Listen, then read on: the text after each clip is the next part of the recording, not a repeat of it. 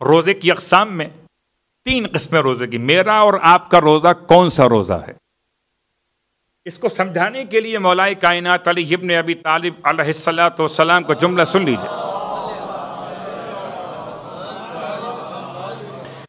فرماتے صوم القلب خیر من صوم اللسان وصوم اللسان خیر من صیام البطن. مولا نے روزے کی 3 قسمیں بیان کی ہیں. ایک صوم القلب، ایک صوم اللسان، ایک صیام البطن. اور امام نے ابتدا کی افضل سے اور آخر میں انتہا کی سب سے کم ترین پر. فرمایا سب سے افضل ہے روزہ، روزہ قلب. اس کے بعد ہے روزہ افضل، روزہ لسان، زبان کا روزہ. اس کے بعد آخر میں ہے اچھا روزہ بطن. روزہ بطن کیا ہے پہلے یہ سمجھ لیجیے. عوام کا روزہ. عوام کا روزہ مبتلات روزہ سے اپنے آپ کو روکنے کا نام،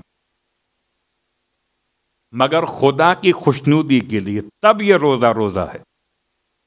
9 چیزیں یا 8 چیزیں جیسے جیسے مراجع الزام نے فہرست کو بیان کیا آپ کے علم میں موجود ہے کہ اپنے آپ کو مبتلات روزہ سے روکیے تو آپ کا روزہ بطن ہے، پیٹ کا روزہ ہے. اور پھر اگر اپنے آپ کو با روایت امام جعفر صادق علیہ السلام فَإِذَا صُمْتَ فَلْيَصُمْ سَمْعَكَ وَبَصَرَكَ وَإِذَا صُمْتَ. اور اگر تو روزے سے ہے، آپ اگر روزے سے ہیں تو آپ کو چاہیے کہ آپ کی بصارت اور آپ کی سماعت بھی روزے سے ہو. آنکھوں کا روزہ بھی ہونا چاہیے اور کانوں کا روزہ بھی ہونا چاہیے اور مولا کے فرمان کے لحاظ سے زبان کا روزہ بھی ہونا چاہیے. تو اگر شکم کو روکا مبتلات روزہ سے تو عوام کا روزہ ہے.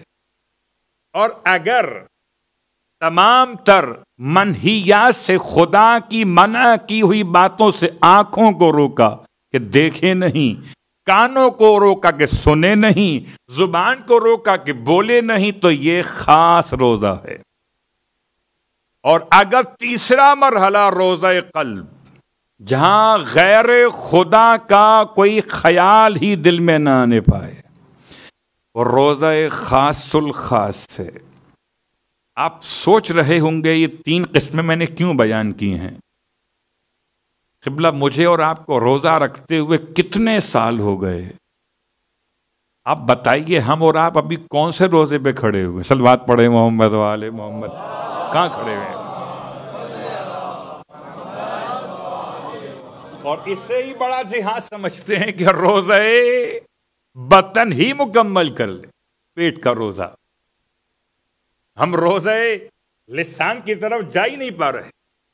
اس لیے خدا سے اپنے حق میں اور آپ کے حق میں دعا کرتا ہوں کہ اس سال ماہ مبارکہ رمضان میں خدا مجھے اور آپ کو عوام کے روزے سے نکل کر کم از کم خواص کے روزے تک تو پہنچنے کی توفیق عطا فرمائے.